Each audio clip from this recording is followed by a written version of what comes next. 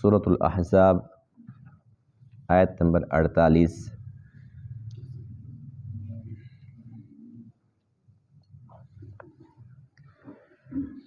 اعوذ باللہ من الشیطان الرجیم،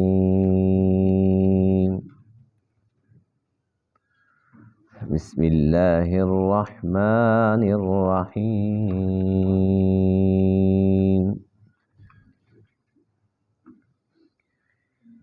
یا ایہا الذین آمنوا اذا نکحتم المؤمنات ثم طلقتموهن من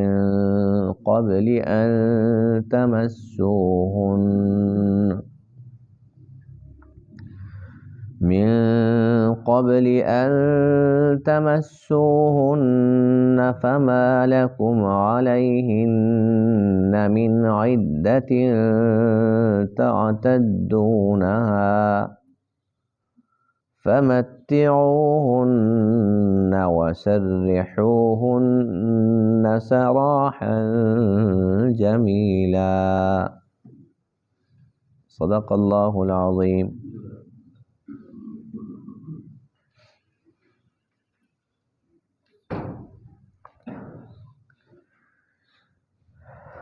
آج کے درس میں اس آیت کریمہ میں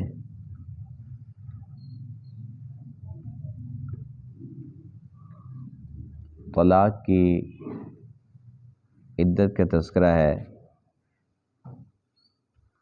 اور وہ بھی ان عورتوں کی عدت جن کا نکاح ہوا لیکن ان کی رخصتی نہیں ہوئی، رخصتی سے پہلے ہی ان کی طلاق ہو گئی، تو ایسی عورتوں کے لیے حکم یہ ہے کہ ان کے لیے کسی قسم کی کوئی عدت نہیں ہے۔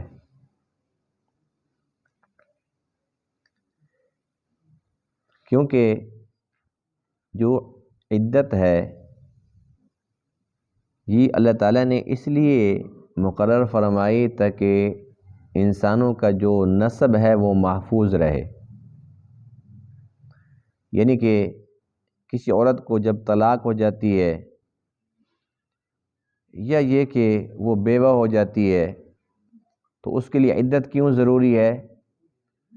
تاکہ اگر وہ کہیں اور جگہ نکاح کرنا چاہے تو ایسا نہ ہو کہ اس کا جو پہلا شوہر ہے اس کا بچہ اس کے پیٹ کے اندر ہو۔ جب عدت گزر جاتی ہے جو اللہ تعالیٰ نے ایک مقرر فرما دی ہے، تسلی ہو جاتی ہے کہ ایسا کوئی مسئلہ نہیں ہے، تو اس کے بعد پھر یہ عورت کسی اور جگہ نکاح کرے گی تو وہاں اگر اس کی اولاد ہوگی تو تسلی ہوگی کہ یہ اسی شوہر کی ہے۔ یعنی کہ اللہ نے انسان کے نسب کو محفوظ رکھنے کے لیے یہ حکم عطا فرمایا، اس کے اندر بے شمار خیریں چھپی ہوئی ہیں۔ تو اللہ فرماتے ہیں کہ جب تم نے ایسی عورتوں سے نکاح کیا کہ تم نے ان کو چھوا نہیں، مقصد یہ ہے کہ تم نے ان کے ساتھ تعلقات قائم نہیں کیے، تو پھر وہاں پر ایسا کوئی امکان ہی نہیں ہے کہ ان کی کوئی اولاد ہو سکے، تو اس لیے ایسی صورت کے اندر اگر تم ان کو طلاق دے دیتے ہو تو ان کی عدت نہیں ہے۔ لیکن ایک اور حکم ہے، اور وہ یہ ہے کہ ان کو اچھے طریقے سے رخصت کرو، یعنی طلاق تو تم نے دے دی ہے لیکن کچھ نہ کچھ ان کو دے کر ان کو خوش کر کے یہاں سے رخصت کرو، یہ اللہ کا حکم ہے۔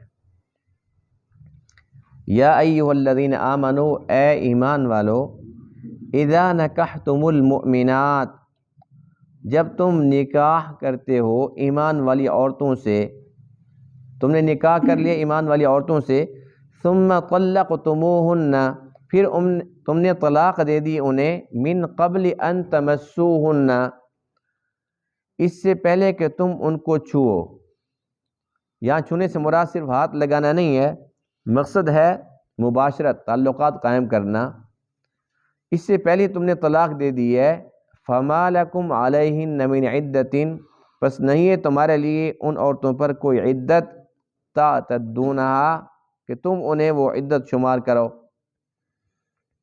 فمتعوہن، پس تم انہیں نفع پہنچاؤ، وسرحوہن سراحا جمیلا، اور انہیں رخصت کرو، اچھے طریقے سے رخصت کرنا۔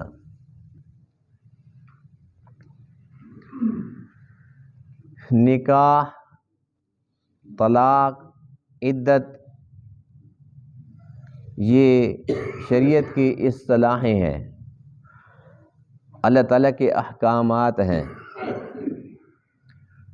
ایک لفظ تو ہے نکاح، لیکن اس کی جو حقیقت ہے یہ بہت بڑی ہے۔ اس نکاح کے ساتھ ایسا رشتہ جو پہلے نامحرم تھا وہ محرم بن جاتا ہے اور اپنے حرم بن جاتا ہے، بلکہ یعنی کہ ایک اجنبی جس کو دیکھنا گناہ تھا، لیکن نکاح کی برکت سے اس کو دیکھنا، اس کو چھونا، اس کے ساتھ تعلقات قائم کرنا سب کچھ حلال ہو جاتا ہے۔ تو صرف یہ اللہ کا حکم ہی تو ہے۔ اگر اللہ کا حکم یہ نہ ہو تو کیا ممکن ہے کہ کوئی کسی کی بہن بیٹی کو اس قسم کا یعنی کہ ایسے تعلقات قائم کر سکے یا اس کو دیکھ بھی سکے؟ تو یہ ایک نکاح ہے۔ تو جیسے نکاح اللہ کا حکم ہے، ایسے طلاق بھی اللہ کا حکم ہے۔ تو نکاح یہ اللہ تعالیٰ کو بہت زیادہ پسند ہے اور طلاق ناپسند ہے۔ لیکن ناپسند کا مطلب یہ نہیں ہے کہ میاں بیوی کے آپس کے اندر اگر نہیں بن سکتی اور ان کو زبردستی بس بھی تم نے گزارا کرنا ہے، اس گزارے کے اندر ایک دوسرے کے حقوق اگر تلف ہو رہے ہیں اور آخرت خراب ہو رہی دونوں کی، ایک دوسرے کے حقوق ادا کرنے سے دونوں قاصر ہیں، آپس کے اندر چپ کلش، لڑائی جھگڑا اور اس کے ساتھ پھر اپنے دو خاندانوں کی لڑائی، تو ایسی صورت کے اندر طلاق کوئی بری چیز نہیں ہے۔ ایک طلاق کے ساتھ انسان اس رشتے کو ختم کر دے، جیسے نکاح کے ساتھ یہ رشتہ جوڑا تھا۔ اس میں یہ کہ جب طلاق آ جاتی ہے تو پھر ظاہر سی بات ہے کہ حقوق خود بخود ختم ہو جاتے ہیں، اور سارے کے سارے معاملات خود بخود ختم ہو جاتے ہیں۔ تو کوشش کرنی چاہیے نباہ کی، لیکن اگر نباہ ممکن نہ ہو تو پھر اس کے اندر طلاق دینے کے اندر کوئی حرج والی بات نہیں ہے۔ پھر اگلی چیز ہوتی ہے عدت، اور اس کی مختلف شکلیں ہوتی ہیں۔ شرعی طور پر جو عدت ہے وہ 3 حیض ہے، یعنی کہ جو طلاق انسان دیتا ہے بیوی کو، اس کی جو عدت ہے وہ 3 حیض یعنی کہ 3 ماہواری ہیں۔ اب اس کے لیے جو دن ہے وہ انسان فکس نہیں کر سکتا کہ 3 مہینے کے اندر بھی ہو سکتے ہیں، وہ 4 مہینے بھی، کسی کو مہینے بعد، کسی کو 1 مہینہ 10 دن بعد، کسی کو 1 مہینہ 5 دن بعد۔ تو 3 حیض، اور میں نے پہلے ابھی عرض کر دیا ہے کہ عدت کا مقصد یہی ہے کہ جب 1 مہینہ، دوسرا مہینہ، 3 مہینے تک مسلسل حیض آ جائے گا تو اس کا مطلب یہ ہے کسی قسم کا حمل کا کوئی امکان باقی نہیں ہے۔ تو یہ 3 حیض عدت گزار کے اور اس کے بعد پھر یہ کسی اور جگہ نکاح کر سکتی ہے۔ تو یہ تو ہو گئی جس نے طلاق دی۔ اب اس کے اندر ایک اور چیز بھی ہے کہ جس کو اس نے طلاق دی ہے، ابھی تک اس کی عمر کم ہے، ابھی تک اس کو حیض والا معاملہ شروع ہی نہیں ہوا، یا یہ کہ اس کی عمر زیادہ ہے، ایک ضعیف تھا، بوڑھا تھا، اس نے اپنی بیوی کو طلاق دے دی، بیوی بھی بوڑھی تھی اور اس کا وہ جو وقت تھا وہ گزر چکا تھا، اب وہ ہر وقت پاک صاف رہتی ہے۔ تو ان 2 صورتوں کے اندر جو عدت ہے وہ 3 مہینے ہے، کیونکہ یہاں پر حیض والا معاملہ ہے ہی نہیں، تو یہاں پر کیا ہوگا 3 مہینے۔ اور جس کا شوہر فوت ہو جاتا ہے تو اس کی جو عدت ہے وہ 4 مہینے 10 دن ہے۔ یہ اللہ تعالیٰ نے شوہر کا درجہ بتایا ہے کہ عورت کو پتہ چلے کہ اس کا مقام کیا تھا، اس کا رتبہ کیا تھا، کہ عام حالات کے اندر اگر کوئی بندہ فوت ہو جاتا ہے تو اس کے جو سوگ ہے وہ صرف 3 دن کے لیے، لیکن اگر شوہر فوت ہو جائے تو بیوی کو اللہ فرماتے ہیں کہ تیرے لیے 4 مہینے 10 دن کا سوگ ہے، اور اس 4 مہینے 10 دن کے اندر وہ زیب و زینت کسی قسم کی وہ نہیں کر سکتی، زیورات یا کوئی بہت وی آئی پی قسم کے کپڑے پہننا، بناؤ سنگار، یہ سب کچھ ممنوع ہے، بالکل وہ سادگی کے اندر رہے، یعنی کہ وہ یہ ثابت کرے کہ میں اس کے غم کے اندر ہوں۔ 4 مہینے 10 دن، اور اس کے اندر بھی عمر کی کوئی قید نہیں ہے، کوئی کہے جی میں تو بڑھیا ہوں، میں کون سی جوان ہوں۔ شریعت کے جو حکم ہے وہ سب کے لیے 4 مہینے 10 دن، ہر اس عورت کے لیے جس کا شوہر فوت ہو جائے۔ اب یہاں پر جس مسئلے کا تذکرہ ہے یہ وہ عورت ہے کہ جس کو نکاح کے بعد فوراً طلاق دے دی گئی، اور یہاں پر نہ رخصتی ہوئی ہے، نہ کوئی خلوت ہوئی ہے، نہ کوئی تعلقات اس کے ساتھ قائم کیے گئے ہیں، طلاق پہلے ہی دے دی، اس صورت میں اس پر کوئی عدت ہے ہی نہیں، کیونکہ جو عدت کا مقصد تھا وہ یہی تھا کہ نسب محفوظ رہے۔ یہاں پر جب ملاپ ہی نہیں ہوا تو یہاں پر ایسا معاملہ ہے ہی نہیں۔ تو اس آیت کے تحت یہی واقعہ، یعنی بے شمار لوگوں کے ساتھ ایسے واقعات پیش آ جاتے ہیں، خود حضور علیہ السلام کے ساتھ بھی یہ معاملہ پیش آیا۔ آپ نے ایک عورت کے ساتھ نکاح فرمایا، نکاح کے بعد آپ اس کے ٹھکانہ پر تشریف لے گئے، جب وہاں آپ جاتے ہیں تو وہ عورت آگے سے کیا کہتی ہیں کہ میں آپ سے اللہ کی پناہ مانگتی ہوں۔ جب اس نے یہ والی بات کی کہ میں آپ سے اللہ کی پناہ مانگتی ہوں، تو آپ علیہ السلام نے فرمایا کہ آپ نے تو بہت بڑی ذات کا واسطہ دے دیا، تو بالکل ٹھیک ہے، آپ نے پناہ مانگی تو میں نے آپ کو پناہ دے دی۔ پھر آپ نے کسی قسم کا کوئی تعلق ان کے ساتھ قائم نہیں فرمایا اور ان کو فوراً طلاق دے دی۔ نصیب کی بات ہے نا کہ وہ اس کیٹیگری میں انہوں نے آنا نہیں تھا، امہات المؤمنین والی میں۔ تو بہرحال یہ اللہ کے نبی کے ساتھ بھی ہو چکا ہے، تو کسی کے ساتھ بھی ایسا معاملہ ہو جائے تو حکم کیا ہے کہ وہاں پر کسی قسم کی کوئی عدت نہیں ہے۔ اچھا، جب طلاق ہو جاتی ہے، عدت بھی نہیں ہے، تو یہاں پر ایک اور مسئلہ سن لیں حق مہر کا، کہ جب نکاح ہو جاتا ہے تو حق مہر واجب ہو جاتا ہے، جو بھی طے ہو جاتا ہے، اور پھر جب رخصتی ہو جاتی ہے تو وہ پورا کا پورا دینا واجب ہوتا ہے۔ یہ شوہر کے اوپر قرض ہوتا ہے، اس کو لازماً دینا چاہیے۔ اس کے اندر بہت زیادہ آج کل جو ہے نا یعنی کہ سستی پائی جاتی ہے، یا یوں سمجھ لیں کہ غلط فہمی ہے کہ بس کو دینا ضروری نہیں ہے، بس یہ تو صرف ایک فارمیلٹی ہوتی ہے۔ ایسی کوئی بات نہیں ہے، یہ نکاح کا حصہ ہے۔ اور شرعی مسئلہ سن لیں کہ جب تک شوہر بیوی کو حق مہر نہیں دے گا تب تک بیوی اس کی پابندی نہیں ہے۔ اس سے پوچھے بغیر وہ کہیں بھی آنا جانا چاہتی ہے، اپنے بھائی کے گھر، ماں کے گھر، جہاں بھی جانا چاہے تو وہ اس کی پابند نہیں ہے۔ حق مہر دینا اتنا لازم ہے۔ آج کل لوگ کہتے ہیں کہ معاف کرا لیا تھا، تو معاف ایسا نہیں ہوتا، پہلے دینا ہے اور سچے دل سے دینا ہے، اور دینے کے بعد پھر اگر وہ اپنی مرضی کے ساتھ دوسرے دن تیسرے دن دے دے، یا وہ اصرار کرے کہ میں نے لینے ہی نہیں ہے، تو وہ اس کو معافی کہتے ہیں۔ یہ نہیں کہ بس پھر وہ تو دینے کی ضرورت نہیں ہے، یہ معافی جو ہے نا معتبر نہیں ہے شرعی طور پر۔ اب ظاہر سی بات ہے کہ اتنے تعلقات تو ہوتے نہیں ہیں، تو پہلی ملاقات ہوتی ہے، اب اس کے اندر جب وہ بندہ پہلے ہی معافی مانگنا شروع کر دے جی میں نے نہیں دینا، تو اس نے بیچارے نے آگے سے کیا کہنا ہے؟ تو اس لیے وہ اگر اس وقت اس نے ایسے کہہ بھی دیا تو اس کے بعد اور کبھی بھی زندگی کے اندر وہ اس کا مطالبہ کر سکتی ہے کہ میں نے تو اس وقت ایسے مروت میں کہہ دیا تھا، مجھے کیا پتہ آپ کا یہ مزاج، آپ اتنے کنجوس ہو، میں نے تو لینا ہے، تو اس کو پھر بھی دینا پڑے گا۔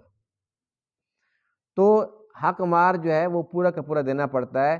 لیکن ایسی عورتیں جن کا تذکرہ آج کے درس میں ہے کہ جن کے ساتھ نکاح ہوا لیکن طلاق ہو گئی، رخصتی نہیں ہوئی، تو یہاں پر یہ ہے فنصف ما فرضتم، جو طے ہوا تھا اس کا ہاف دینا پڑے گا، آدھا دینا پڑے گا، اور وہ دینے کے بعد پھر کچھ اور بھی دینا ہے۔ فمتعوہن، انہیں کچھ نہ کچھ دو، وسرحوہن سراحا جمیلا، ان کو اچھے طریقے سے رخصت کرو۔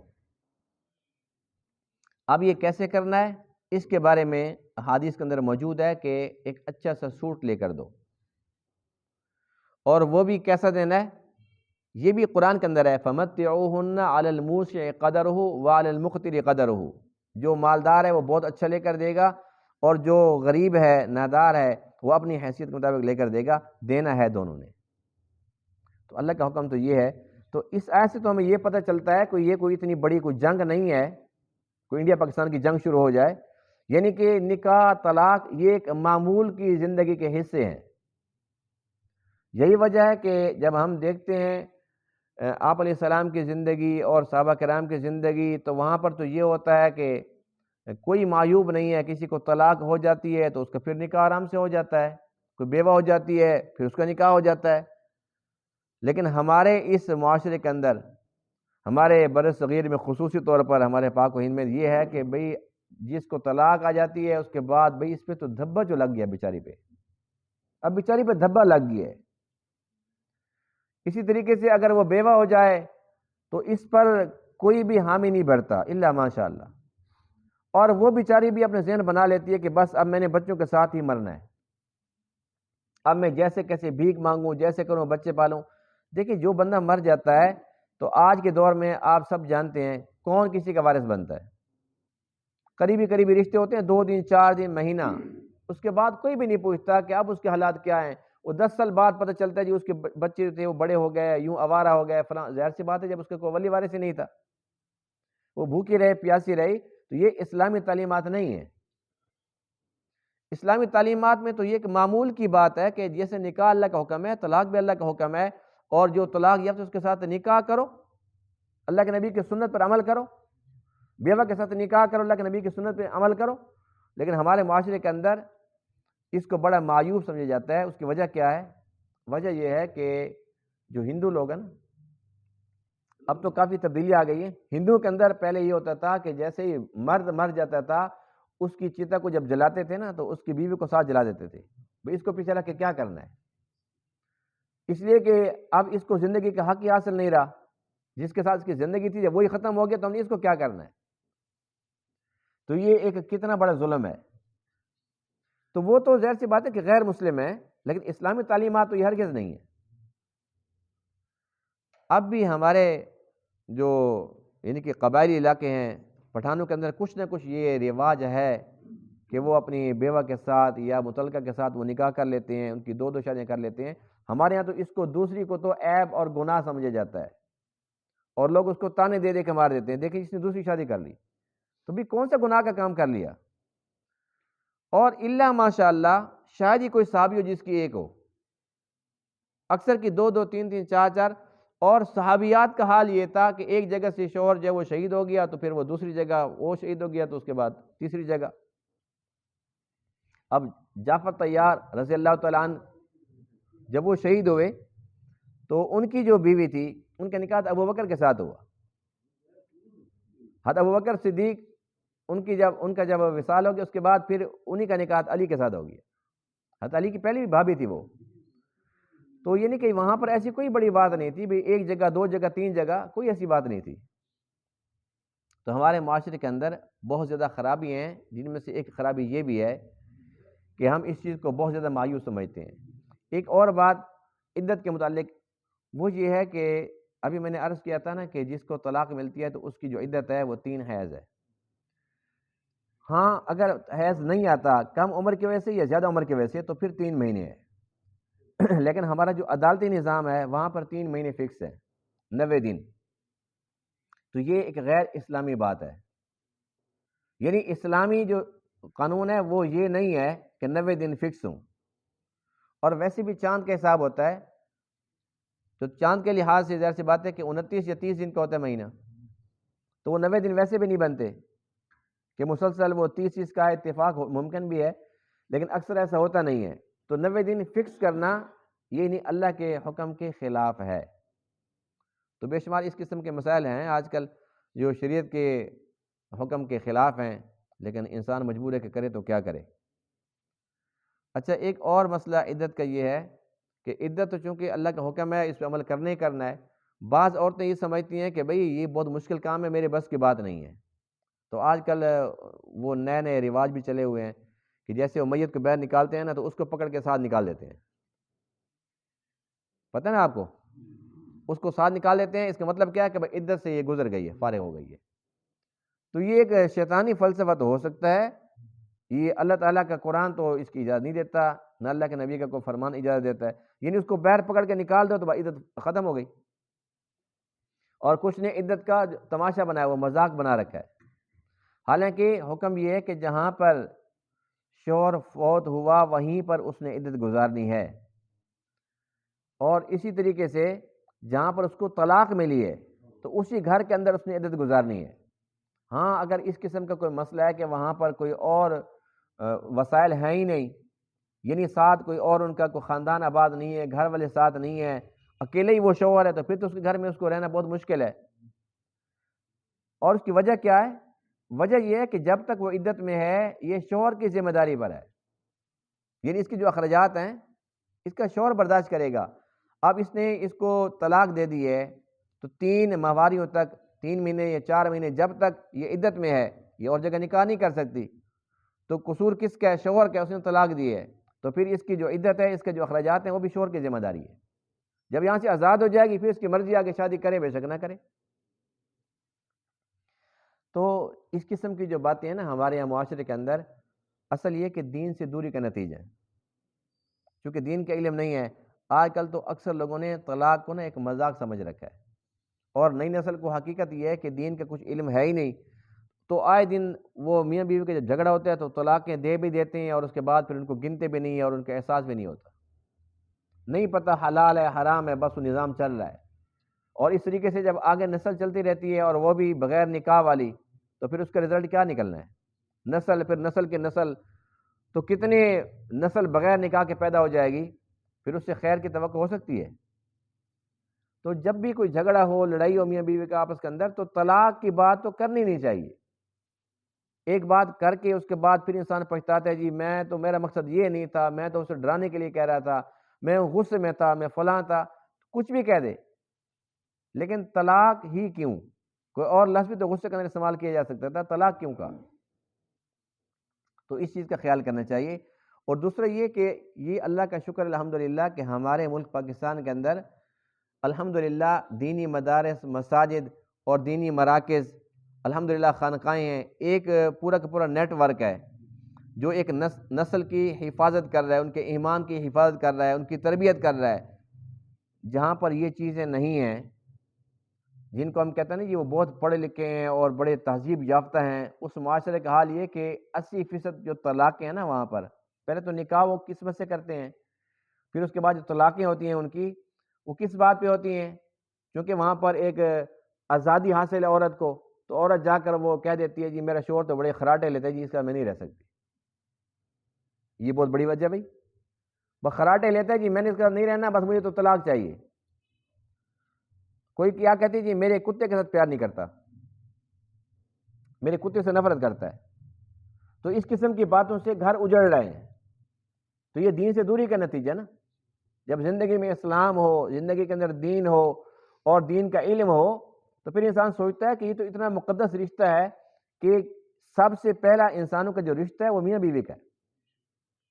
پہلا رشتہ یہی ہے نا کہ حضرت آدم علیہ السلام کا جو نکاح تھا ماں حوا کے ساتھ، یعنی کہ یہ میاں بیوی پہلے بنے ہیں، ماں باپ کا بہن بھائی کو، یہ تو بعد کی باتیں ہیں۔ لیکن یہاں پر یہ ہے کہ چونکہ دین کی کچھ معلومات نہیں ہیں، اور آج کل جو ڈرامے چلے ہوئے ہیں تو ان ڈراموں کے اندر بھی یہی سبق اس نسل کو بھی دینے کی کوشش کی جا رہی ہے، نسل کو بگاڑنے کے لیے۔ یہاں پر بھی چھوٹی چھوٹی باتوں کے اوپر طلاقیں ہو جاتی ہیں، عدالتوں کے اندر جو تو وہاں بڑے رش لگے ہوئے ہیں، بڑے کیس چلے ہوئے ہیں، کوئی دے چکا ہے، کوئی دینے کے موڈ میں ہے۔ اچھا آج کل یہ بھی ایک نئی بات چلی ہوئی ہے جو کہ انتہائی بیہودہ ہے، کہ جب نکاح پڑھایا جاتا ہے تو کچھ عورتیں کہتی ہیں کہ یعنی کہ لڑکیاں کہہ دو، جن کو عورتیں کہہ دو کہ ہمیں طلاق کا حق پہلے ہی ہمیں دے دو،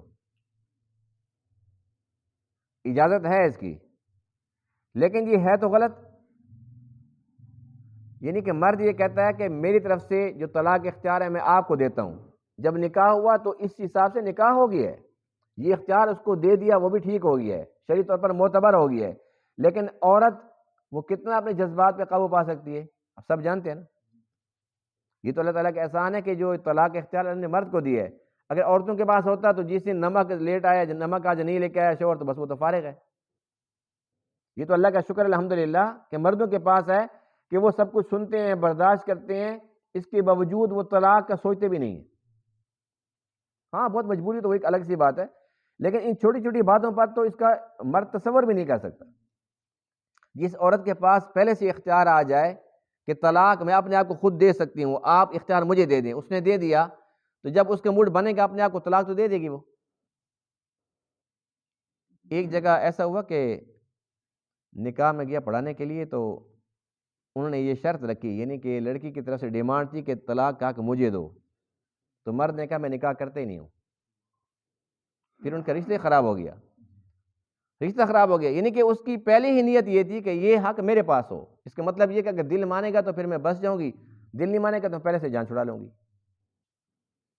تو یہ ساری کی ساری باتیں اس لیے عرض کر رہا ہوں کہ آج کل بہت زیادہ خرابیاں چل رہی ہیں، دین کی معلومات ہمارے پاس نہیں ہیں۔ اب سکولوں کے اندر اور کالجوں کے اندر، یونیورسٹیوں کے اندر تو یہ دین کی باتیں تو پڑھائی نہیں جاتی، ظاہر سی بات ہے کہ جو فنون ہیں، علوم ہیں، وہ پڑھائے جاتے ہیں۔ تو کم سے کم اپنی اولادوں کو یہ تو بتائیں، نکاح، طلاق، عدت، یہ حلال حرام، یہ مسائل اگر ہم نہیں بتائیں گے تو کون بتائے گا؟ اور ہم کہتے ہیں اس کی ضرورت نہیں ہے۔ جب پتہ ہی نہیں ہوگا ان لوگوں کو، پھر یہی ہوگا کہ طلاق دے دی ہوگی، اس کے بعد پھر جو چلتا رہے سو چلتا رہے۔ آپ حیران ہوں گے کہ ایک بندہ میرے پاس آیا، یہی نماز بھی پڑھتے ہیں ماشاءاللہ، ان کی نئی نئی شادی ہوئی تو ان کے آپس کے اندر نا جھگڑا ہو گیا میاں بیوی کا۔ کس بات پہ جھگڑا ہوا جی؟ وہ گئی ملنے کے لیے تو اس نے اس کی کال نہیں سنی، کہتے جی میں نے 100 کالیں کی ہیں، 150 کی پتہ نہیں کتنی کالیں بتا رہا تھا، میں نے کالیں کی کرتے کرتے اس نے پورا دن میری کال نہیں سنی۔ اب پورا دن اس کا کیا ہوگا؟ 2-4 گھنٹے کا دن ہوگا اس کا، گھنٹہ نہ سنے تو کیا پورا دن گزر گیا، تو نے میری کال نہیں اٹھائی۔ اب اس نے جب کال اٹھائی تو اس نے کہا کہ تو نے میری کال نہیں اٹھائی، تجھے 100 طلاق ہے۔ کتنی؟ 100 طلاق دے دی۔ 100 طلاق دینے کے بعد پھر بعد میں اس نے کہا کہ یہ آپ نے کیا کر دیا؟ وہ تو موبائل چارجنگ پہ لگا ہوا تھا، میں نے کوئی جان بوجھ کے کال نہیں اٹھائی۔ اب اتنی سی بات پر کال نہیں اٹھائی، 100 طلاقیں دے دی، اس کو یہ نہیں پتا کہ اس کا رزلٹ کیا ہوگا۔ پھر اس کے بعد ان کے آپس کے اندر جو جیسے اس نے مجھے بتایا جی، میں نے پھر اس کو یہ کہا کہ بس وہ مجھے کہہ رہی کسی کو بتانا نہیں ہے، امی ابو ناراض ہو جائیں گے۔ میں نے کہا تو میرے گھر نہ بتانا، میں تیرے گھر، بس کسی کو بتانا نہیں ہے اس بات کا، بس کسی کو بتایا نہیں ہے تو اب تک وہ رہ رہے ہیں۔ تو میں نے کہا شرعی طور پر تو جائز نہیں ہے بھائی، یہ تو بالکل حرام ہو گئی ہے۔ کہتے لیکن ہمارا رشتہ بڑا کلوز ہے۔ اب اندازہ لگائیں، یعنی کہ یہ ان بندوں کا حال ہے جو مسجد میں آتے ہیں، نمازیں پڑھتے ہیں، یہ اس حساب سے دیندار طبقہ ہے۔ جو نماز ہی نہیں پڑھتے، جو کبھی کبھی جمعہ پڑھنے آتے ہیں یا عید کی نماز پڑھا کرتے ہیں صرف، اب بتائیں کہ ان کا حال کیا ہوگا؟ اب اسی حساب سے بتائیں کہ یعنی کہ وہ مکمل طور پہ حرام ہے، اور حرام کے ساتھ 24 گھنٹے رہنا، اب اس گھر کے اندر کیا نحوست ہوگی، اور پھر اس کا معاشرے کے اندر کیا اس کے اثرات ہوں گے، اس کا ہم تصور بھی نہیں کر سکتے۔ اور یہ تو ایک مثال ہے، کتنی مثالیں، ہمارا معاشرہ بھرا پڑا ان باتوں سے، لیکن کوئی پوچھنے والا نہیں ہے۔